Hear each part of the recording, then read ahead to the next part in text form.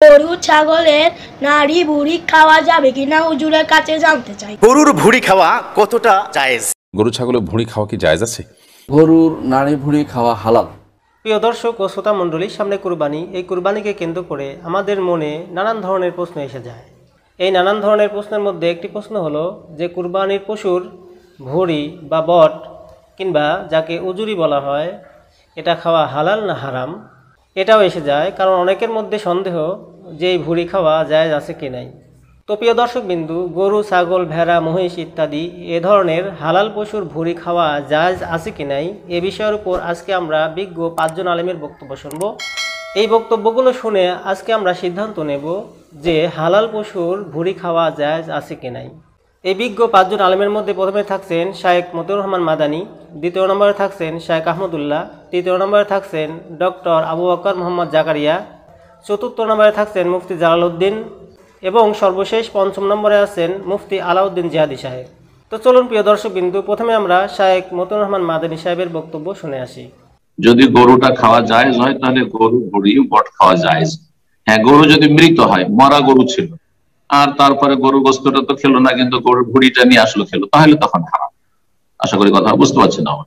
সুতরাং যে বলেছে যে গরুর ভুড়ি খাওয়া যাবে না হারাম, এটা জাহেলের কথা, কোনো মূর্খ মোল্লা বলেছে। মোল্লা অনেক আছে সমাজে। প্রিয় দর্শকবিন্দু, আপনারা শায়েখ মতিউর রহমান মাদানী সাহেবের বক্তব্য শুনলেন। তিনি বললেন হালাল পশুর ভুঁড়ি খাওয়া এটা জায়েজ আছে।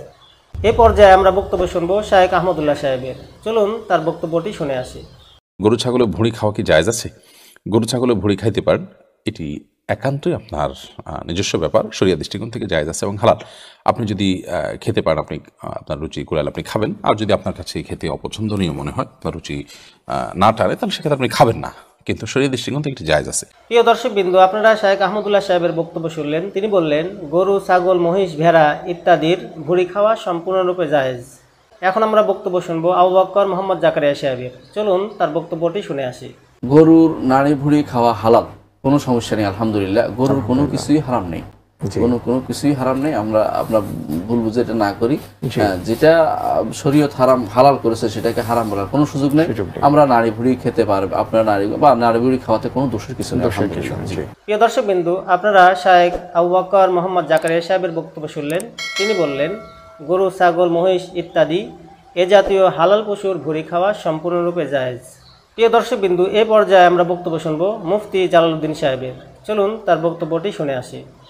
গরু, মহিষ, উট, ভেড়া, দুম্বা, ছাগল, যে সমস্ত হালাল পশুর মাংস আমরা খাই, এই সমস্ত হালাল পশুর নাড়ি ভুঁড়ি খাওয়া এটা হলো মাকরুহ তাহরিমি। মাকরুহ তাহরিমি, এটা আপনার খাওয়া যাবে না, এটা একটা ঘৃণিত জিনিস। কারণ এই নাড়ি ভুঁড়িতে সব সময় আপনার নাপাক স্টক থাকে, এতে নাপাক স্টক থাকে, এটা একটা ঘৃণিত জিনিস।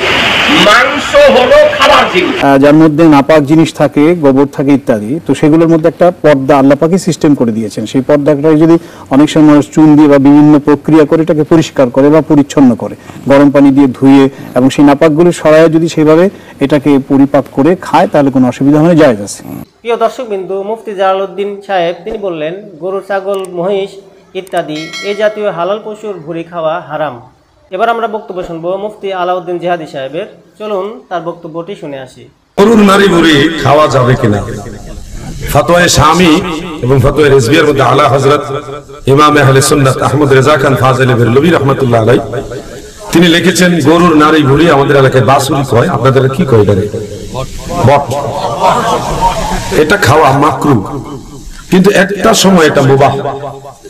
কোন সময় মুবাহ? যারা নেহায়েত গরিব, একেবারেই গরিব, গরুর গোশত তো পায় না, এটাও পায় না, তাদের জন্য এটা মুবাহ।